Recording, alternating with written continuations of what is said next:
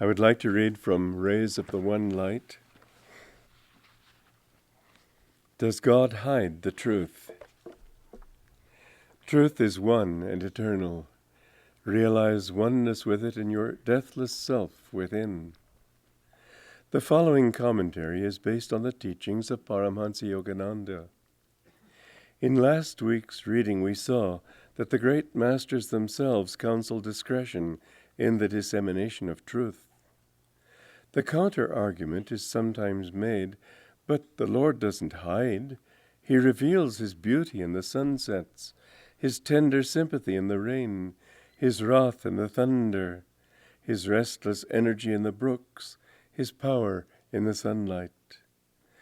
There are exoteric truths and there are esoteric truths. There is that which is revealed impersonally and left up to us to interpret, such as the thunder, and our perception of it is divine wrath, the rain, and our perception of it is God's sympathy. But behind even God's most open expressions, there lies impenetrable mystery. The wind blows where it wills, said Jesus in chapter 3 of the Gospel of St. John. You hear the sound of it, but you do not know where it comes from or where it is going. So is everyone who is born of the Spirit. And Sri Krishna says in the 9th chapter of the Bhagavad Gita, by me the whole vast universe of things is spread abroad, by me the unmanifest. In me are all existences contained, not I in them. God's hidden reality cannot be understood by the reasoning faculty. India's Sankhya philosophy states frankly Ishvara Siddha, God is not provable. A willingness to seek the underlying reality behind appearances is essential for those who would know God. Thus, through Holy Scripture, God has spoken to mankind. Om, Om, Om.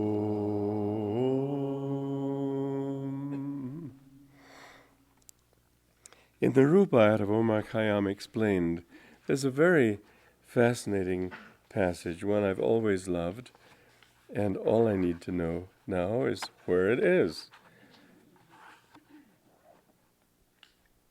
It's on the right hand. Now where? Oh yeah, here we go. Is life so difficult to understand? Well, of course it is. You don't expect that answer when you read that question. If it were easy to grasp the drift and purpose of this spectacle, how well would that speak for the skill of the dramatist? The divine playwright has concealed the nature of his plot, which is in itself straightforward, behind endless subplots and complexities. He has cloaked the wonderful ending of the play behind a network of confusing hints and plausible seeming but false explanations for the events taking place. It is a story wrought with incalculable skill, its true purpose concealed with sublime artistry behind myriads of tragic and comic secondary plots. The whole meaning of the story comes clear in the end. When the soul attains self-realization and eternal freedom, it understands, and then with clapping wings it applauds enthusiastically. Someday God will lift for all of us, each one in turn, the heavy curtain of illusion, and play out for us the final scene of His divine drama. When this happens, the glorious ending that He had in mind from the beginning will be revealed to us at last. What a wonderful passage that is. I remember one time I asked Master the question, we were talking about the yugas and about how we're now in an age that's ascending toward greater awareness, greater enlightenment. And I said, well, sir, the people who are living now, will they be on this planet in Satya Yuga? Master said, no. I've told you there are many planets. He said if it were that easy, they would find out too soon. No, the fact that God is trying to make it difficult for us is a bit daunting, isn't it? You think of God sort of there on the sidelines whipping you on. The problem is that he's on both sides. He's for both teams. He's for the 49ers and for the whoever else is. The Tacoma Tadpoles is the way I used to kid Skip because he comes from Tacoma. And of course the Tadpoles don't exist, but I thought it was a good name for a team.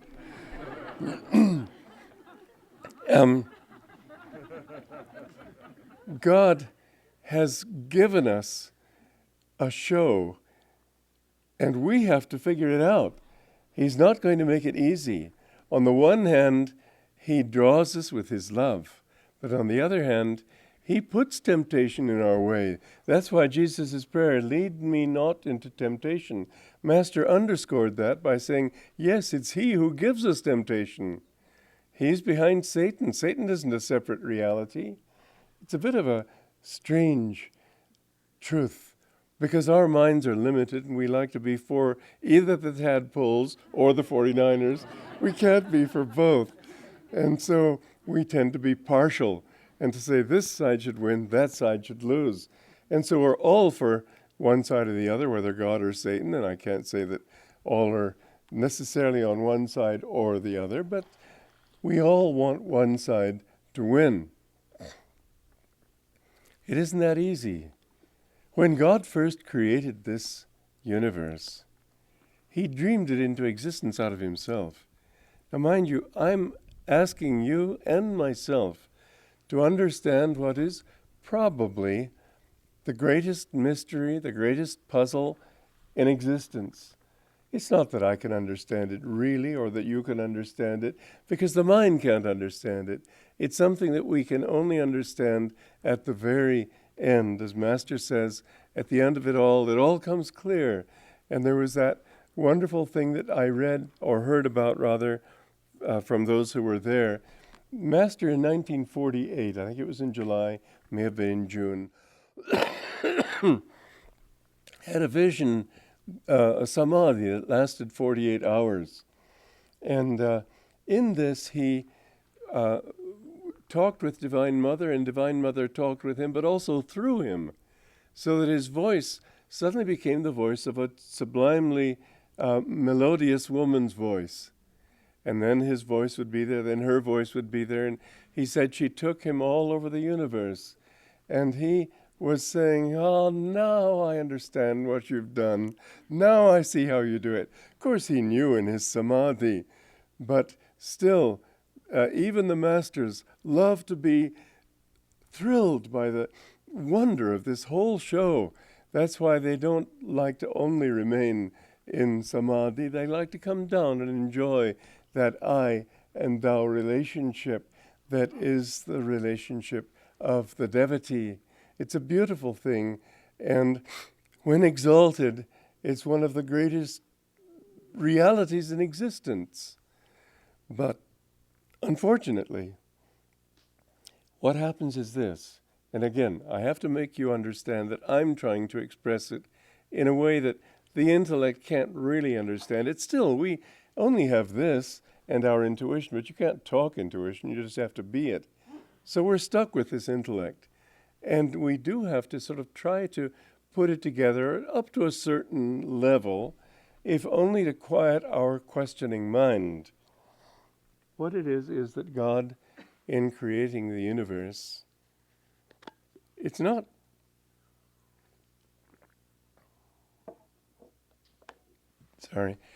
really that it's all that complex, and yet it's incredibly complex. If you could get down to your own center of being, to who you really are, your intuitive perception of existence, without any definition of it, to saying I'm a man or a woman, I'm an American, I'm a Frenchman, I'm an Italian, none of that. None of this I'm old or young or rich or poor or strong or weak, or all the definitions that we give. You know, education is to add knowledge. Yoga is to get rid of knowledge, to get rid of self-definitions, to say I'm not this and I'm not that, because we aren't any of it. But when you can get down to that little kernel, out of that essence that is you, everything could evolve. That's why Master said that on the causal plane, people who reach that level can create universes. From that simple little kernel of consciousness, all this complexity can evolve. Now, God created this universe in that way. And we are a part of that complexity, but each one of us is a manifestation of his consciousness. In other words, he's dreaming us. And we, in our fascination with this dream, get caught in it. And we don't only, and in the beginning it's on the causal plane, as long as your mind is going into the dream, you think, oh, why, this is fascinating. And you may indeed create universes and do all these things. But if there's any attachment, that's the start of the downward path that every one of us took. Because at one point we were on that plane, but then we got fascinated. And we saw, wow, this is quite a drama. I'm interested. Let's see how much further it'll go. And then that consciousness, that thought form, becomes clothed more grossly with energy. And in that energy form, you have a body. And as soon as there's that body, there's a certain awareness of the body, and there becomes an attachment to the body. That's when ego begins. Ego is not a reality in itself. It's the soul identified with the body. The soul is God. It isn't that the little wave can say it's the whole ocean, but from that little wave, the whole ocean evolved in cosmic consciousness. And so it is that from that little point, we begin to see that this is pretty interesting. I'm in this particular body, and maybe I like it. You know, it's made of light, and I can do all these things. And instead of sort of letting them be done, I'm doing them. And there comes the thought of ego. And with that thought of ego begins the real downfall, because it particularizes, it separates itself from all others. I used Master's illustration recently of the gas burner on a stove, where the little jets on that gas burner, each flame from those jets has its own appearance of separateness, separate reality. And as long as you're looking outward, that jet it's not just a jet. There don't have to be all alike. You can have a big opening and have a big jet, tiny opening and very small.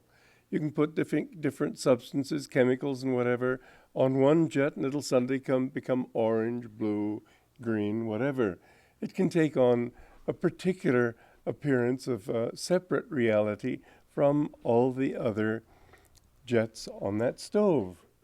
And so it is that we, although each one of us is the infinite spirit manifesting as the particular soul identified with the body, we begin to see ourselves as different and separate from everything else.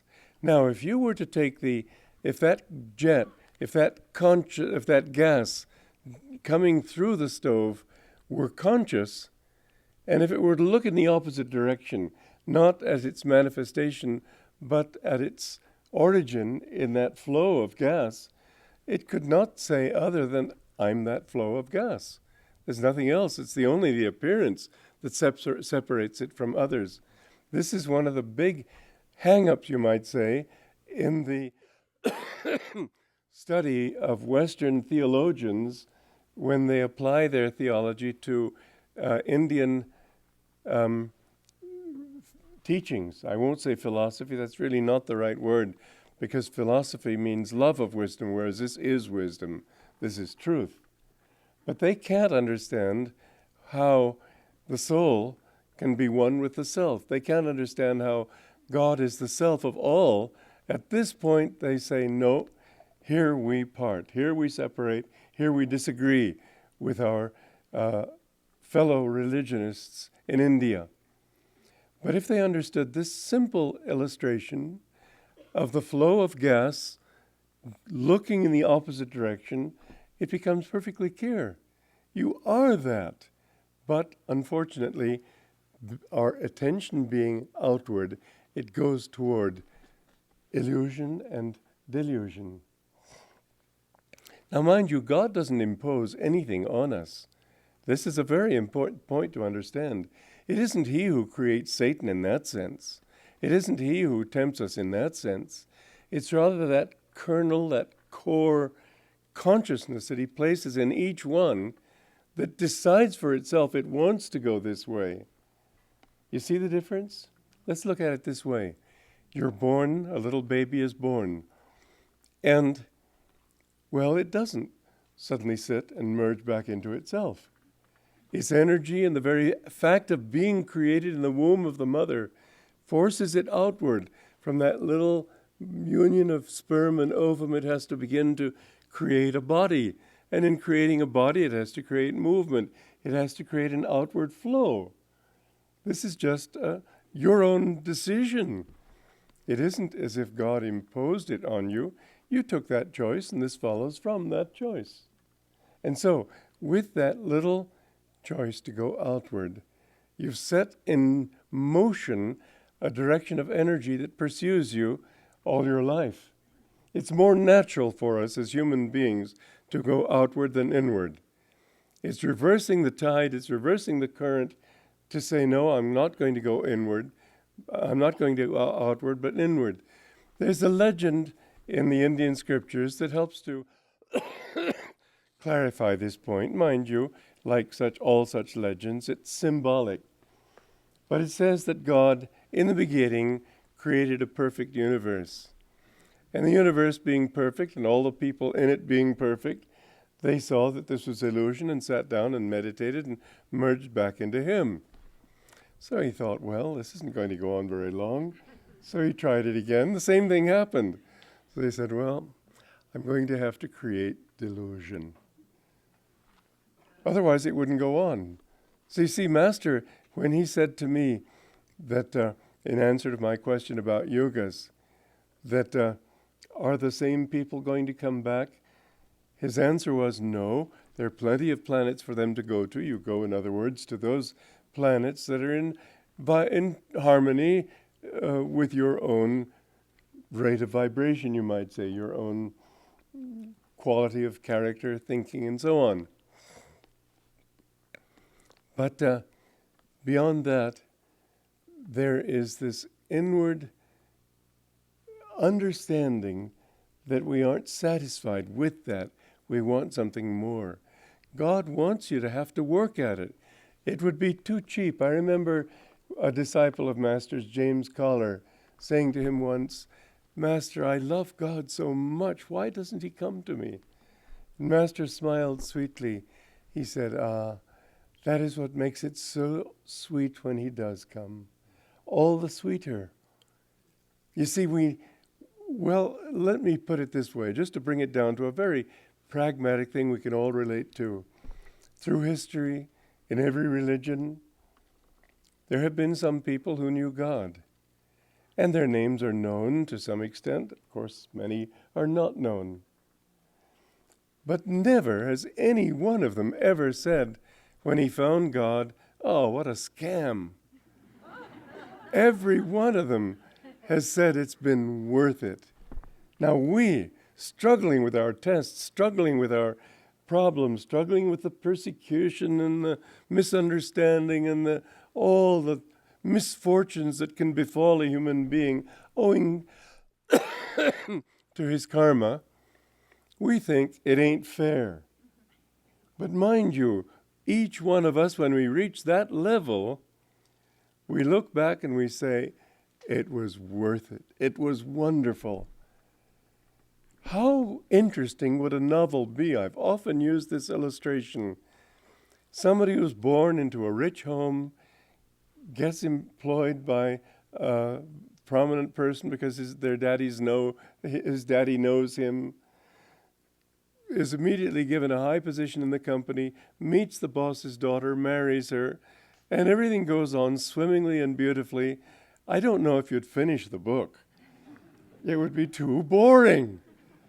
But if he's born on the wrong side of the tracks, if he has to somehow get employed with a lot of effort and a lot of people trying to prevent it and all his relatives talking against getting into that business and whatever else it might be, struggling and huffing and puffing, he gets up, climbs the ladder and reaches the top and marries the boss's daughter. Same ending, but altogether more interesting a story, isn't it true? Not boring, exciting. You need excitement.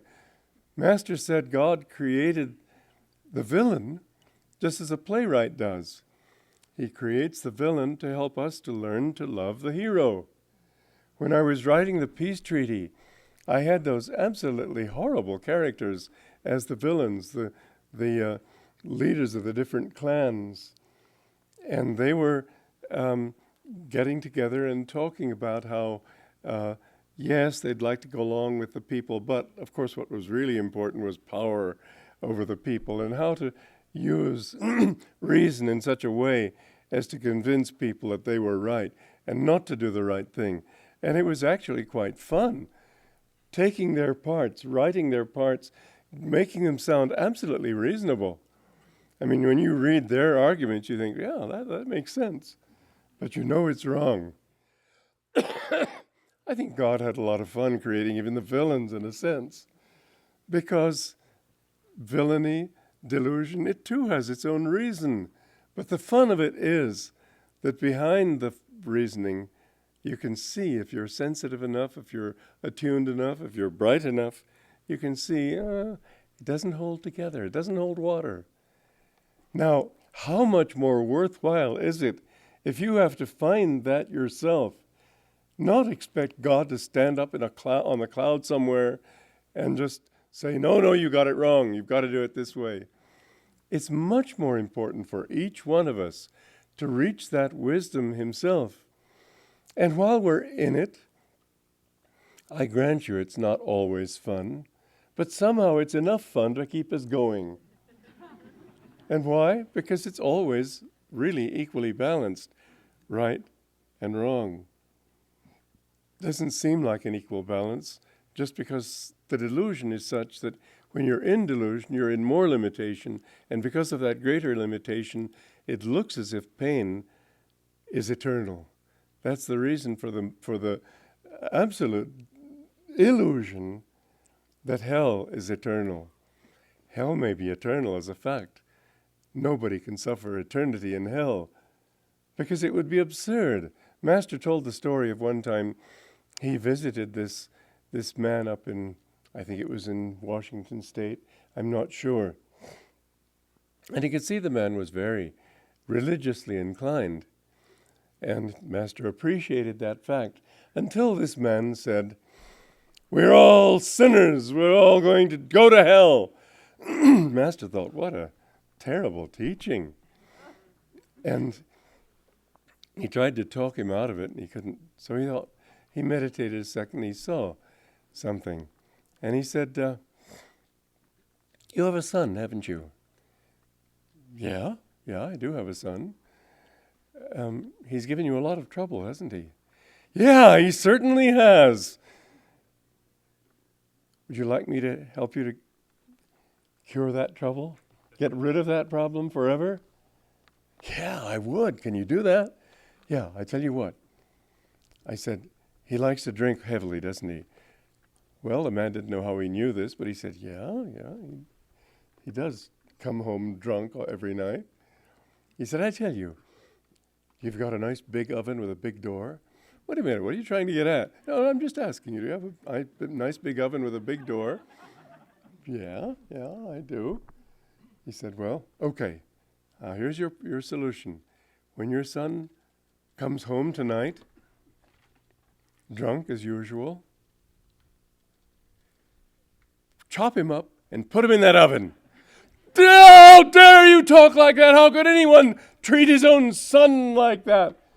Master said, and you, who are a human being with human feelings, can still have that much love for your son? Do you think God is less than you are? It's an absurd thing to think that God, in his love for humanity, would allow, can a finite, cause have an infinite effect? Okay, supposing you're born in a slum, surrounded by criminal types, given no incentive to be honest, taught constantly that nice guys finish last, as Leo de Rocher said, taught to believe that the only way to get yours is to get it from somebody else, and in some sort of a shootout, you get killed at the age of 25. Well, you've been a sinner, haven't you? Does it make sense that you would be condemned by God, an impartial judge, who would have to take into account that you didn't stand a chance from the beginning?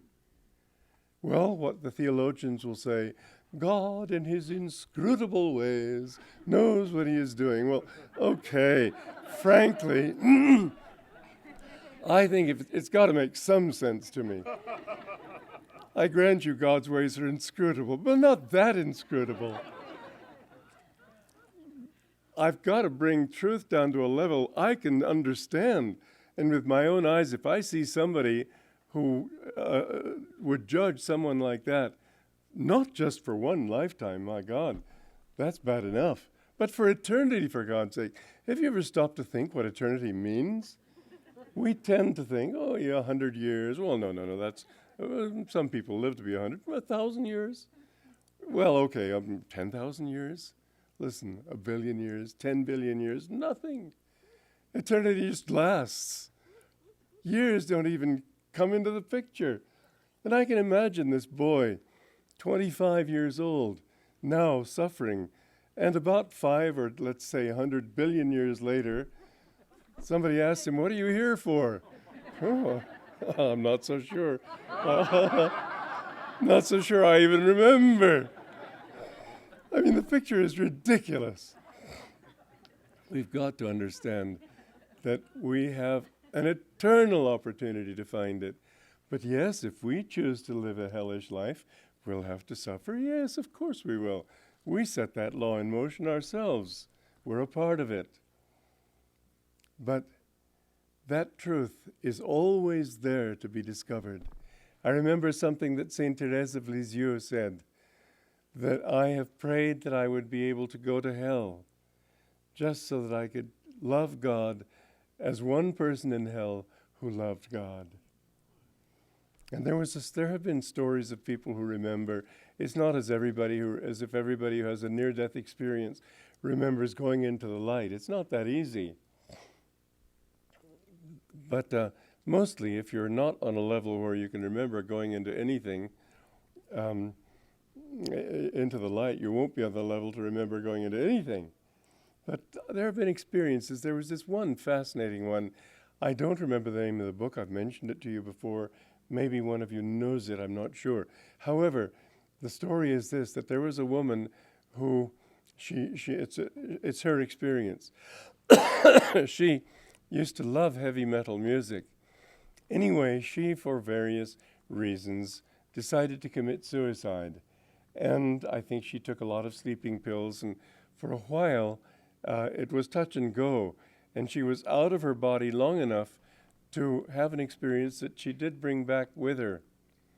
And she saw herself in hell in a state of existence where it was all gray, and the people around her were all dressed in the costume of many different civilizations and eras. She saw people dressed like ancient Greeks. Yeah, you can be there a long time. If you're not really conscious, you don't even know you're there. All of them were so completely locked in themselves that they didn't even look at one another. And they were just sort of there in this gray mist. No pleasant thing to look forward to, I grant you. But my God, people are in hell already. There's that story also, which I'll just break into this one to tell you. I'm always going off on tangents. But I'm afraid I'll forget them if I don't. So anyway, Master was on a train once, and I think he was dressed in his robe. And there was a Christian missionary or minister or something who was outraged to see this heathen in orange robe in a Christian country. And he walked up and down and looked at him and finally blurted out loudly, "Do you believe in Jesus Christ?" And Yogananda, with a very pleasant smile, said, "Well, yes." Do you believe that Jesus Christ is your only Savior? Well, I believe that God is my Savior, and He's effected His salvation through many souls, many great souls. Unless you believe in Jesus Christ as your only Savior, you will go to hell. And his face was so contorted with rage. Master looked at him calmly and said, well, my friend, I may get there sooner or later, by and by, but you're there already. The thing is, we can be in hell or in heaven right here, and you just have to walk into the streets of any city and see that some people are in hell and some people are in heaven, depending on their state of consciousness. Well, these people, yes, they were in this state, and they'd been there for a long time. But what she had, because there was enough of the human feeling in her to be concerned for these people. And as she looked at these people, instead of just thinking, me, suddenly a sort of light came in. And that light made her think more of these people. And finally, that light brought her into the light. And she wasn't in that place anymore, and then they brought her back to life. Well, the thing she also said was very interesting, was that she, in that state, she had enjoyed heavy metal music. She was of that sort of very materialistic consciousness. But she said the vibration of that music was just the vibration I felt on that plane of existence. And she's devoted her life to trying to talk people out of enjoying that kind of music, because she says you don't know what's in store for you if you attune yourself to it. It's a fact. Now, the other side of it is that if we love beautiful music, beautiful things, beautiful sentiments, then we leave those things. It isn't that anything has power over you, except to the extent that you invite it. It's a very important point to understand. If you read the story, for example, of Padre Pio and how Satan attacked him. Padre Pio was helping people in their karma. That was their karma, not his, that was attracting those attacks. When you become stronger, you do get more tests, but then you don't think of them as tests. I was at the dentist the other day, and I don't take Novocaine, and so I just let him do it, and he had to drill a cap, and he had to go way down, and the nurse there was saying, I don't know how you do it. I said, well, you just don't even think about it.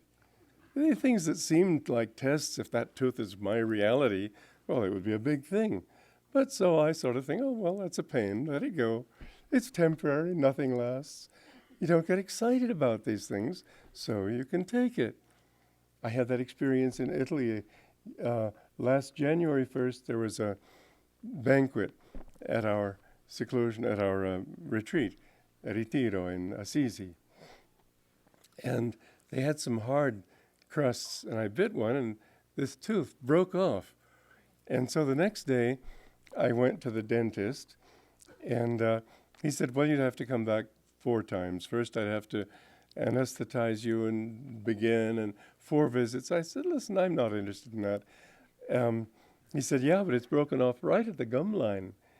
I'd have to go in there and, I don't know the word, perno in Italian, sort of a post, and dig it in. I'd have to kill the nerve first, then get in there, stick it in there, then put the tooth on and make it hold and so on. I said, never mind, just do it. And I have to admit that while this was going on, I was praying pretty definitely to Divine Mother.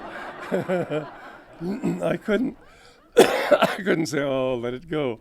It wasn't that easy. But I know the nurse nearly fainted. He took this nerve and held it up to show to Paolo and Kirtani, sort of a little dangling string. And you might say it hurt. Yes, it did hurt.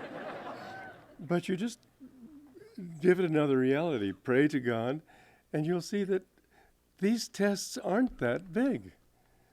They seem big at the time. They seem big at the moment, but it passes. Don't let things excite you. Don't let yourself get disturbed. It's not easy, but then who wants it easy? You want it a challenge. You want to grow in strength. Master used to say, a wrestler doesn't go stronger by wrestling 5-year-olds. He has to wrestle men who can beat him maybe. That way his own strength grows. You need the challenges of life, and when they come, be grateful for them. Yes, I mean it sincerely. Be grateful. You may not like it, but just say, I'm learning a lot. This is an opportunity to pay off karma. It's an opportunity to get rid of different things. It's an opportunity to become strong in myself. All of these. Now, God hides his truth. It isn't that God says, lo, I shall take this away from you. You believe in me, all right. Unfortunately, no. However, I've heard that Master said, I didn't hear him say it personally, that the Christian martyrs who died with faith felt no pain. And I think that's true. When I had a deviated septum, it was owing to a ridiculous accident. I was playing tennis at the age of 15 against somebody whom I considered worse than I. I can't say not as good as I, but worse than I. And to show off, or to show him that I was better than he, I gave the racket a vicious uppercut, which you never do. If you know how to play tennis, you have to keep the racket parallel with the ground. Well, this was not. I gave it this uppercut, hit myself in the nose, broke my nose. I remember lying on the tennis court bleeding and laughing my head off. It was such an absurd way to break my nose. But the doctor didn't heal it properly, and as a result I had this very deviated septum. And I asked Master if I should have it operated on, because this side of my nose was blocked. And he said, well, normally I'm not for operating on anything that's right down the middle of the body. But he said, in this case, do. So I went and I had this operation. Now, that's a pretty delicate part of the body, isn't it? He gave me anesthesia. It wasn't a problem. But later in the day, long after the anesthesia had faded, the stuffing came out of my nose, and I called the doctor, and he had me come in, and he had to stuff it back in. And at the end of the day, it happened again. We phoned him and caught him just as he was leaving his office. I had to go in again, and he rammed that stuff in. Well, this is pretty sensitive stuff. I would think that a person would normally feel it. He couldn't understand it. He was flabbergasted. There was no self-control on my part, I'll tell you. Master's blessing had to have done it. Because he said, I said, I can feel what you're doing, but there's no pain. And I said, can you account for it? He said, not at all. It makes no sense to me. But the thing is that God can take away those pains when the time is right, when your faith is there. Don't worry about anything. God's on your side, finally. That's the beauty of it. That although, the story of Krishna in the Mahabharata, where Duryodhana and Arjuna came to Krishna, thinking if we can get him on our side, either one of us will win. And Krishna saw them both simultaneously.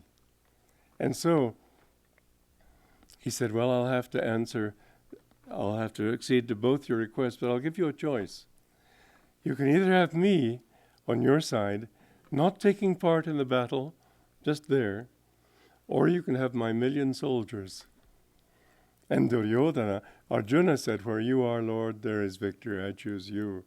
Duryodhana was very pleased. He was a materialist, and the thought of 1,000,000 soldiers, well, that to him meant certain victory. But what happened was that because God was on Arjuna's side, Arjuna won. And that's the missing thing. God doesn't come out clearly of the darkness. He doesn't show himself obviously.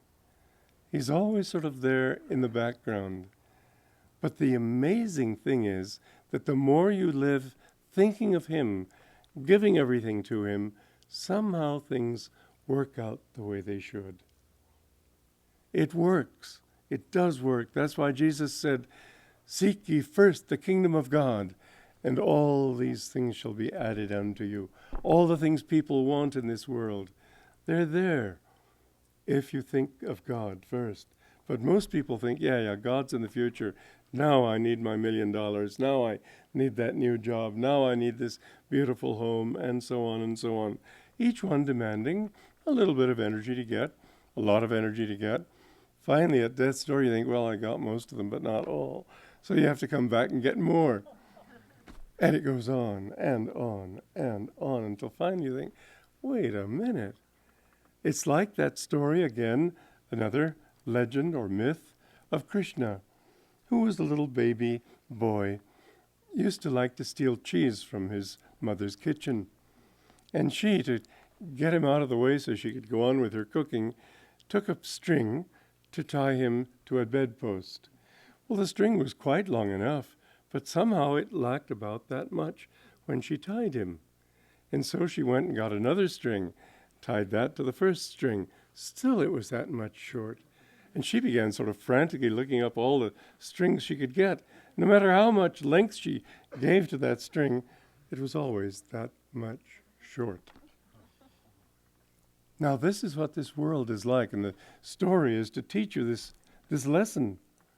You think, I'll just get this little bit, then I'll have it all.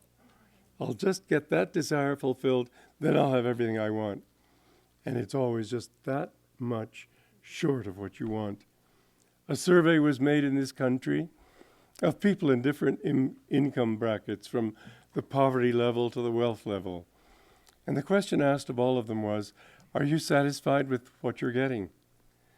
And the usual answer was, well, we would be satisfied if we had 10% more.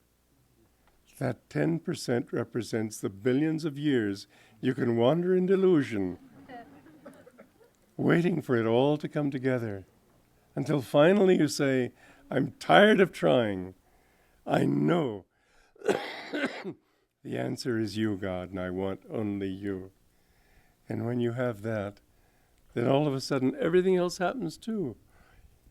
Master said, get to know the Lord of the castle. He'll take you around the garden. But if you go around the garden yourself without a guide, now, what is that kind of flower? What is this bush? What's he doing here? What's that? You ask all these questions which scientists are always posing. And the more questions you ask, the more you get. I remember several scientific articles that I was reading in the 1960s that said science has reached the point where it pretty well knows everything. It doesn't expect any real surprises anymore. That was 1960. Wow, has so much happened since then? Back in the 19th century, scientists were saying that that was when Riemann's spherical geometry came in. And he doubted it. He couldn't believe that it was true. He said, if you can't give me an actual mechanical model, I won't accept it. So the mind, always coming from that bias, thinks that it's going to solve it if we can just get the mechanisms right, just get the explanations right. We always try to understand things from outside in. But the secret of life is always inside out. It's like a tree trunk. If you look at the rings on a tree, they all begin from a center. Then each year grows out from there. You can sculpt a beautiful statue, but you can't put life into it. You can paint a beautiful painting, make it look living, but you can't make it living. The difference, as I've mentioned in my book, Hope for a Better World, between man-made fibers and natural fibers is that man-made fibers don't come with a hole through the center. They don't need it. Nature has a hole through the center through which the life can pass. And with all our skill, can we create a leaf? No. And somebody was asking yesterday, with all the skill that we're developing with genes and this thing and that thing, can we clone a human being? Only if an astral entity is willing to come into that form, seeing that the car is here and it's drivable and nobody's driving, so okay, I'll get in. That's all it amounts to. All reality begins from a center of consciousness. We see the outside and think to approach that center from outside, and always we're just that far short. Yes, God makes it difficult, but he does not make it impossible. In fact, he gives us a clue, and once you get that clue, it becomes simplicity itself. As Master laughing in that samadhi and saying, "Ha ha, I see how you do it all." It's very simple, but you can't understand it with the mind. Once you love God, that's just that simple. Love Him intensely. Get back to that core where really there you don't have any other reality except He in yourself. Enlarge that joy, enlarge that love. Center yourself in that peace. And you'll see from that, it resolves itself. And the thought that comes, and I'm sure you've all had it, my God, what would I do with being omnipresent? I could hardly stand it. What would I do with being eternal? I couldn't stand it. Well, maybe you're eternal anyway. You can't help it. You're stuck with being eternal. You're also stuck with being omnipresent, but you don't see it. But for the saints, you don't find any of them thinking, "Oh God, what a job." It isn't a challenge. It's as difficult for a master to come down to our level as it is for us to get up to his level. The complete and beautiful solution is love. Love God, and then you'll find that He comes in and takes you by the hand and leads you to His reality.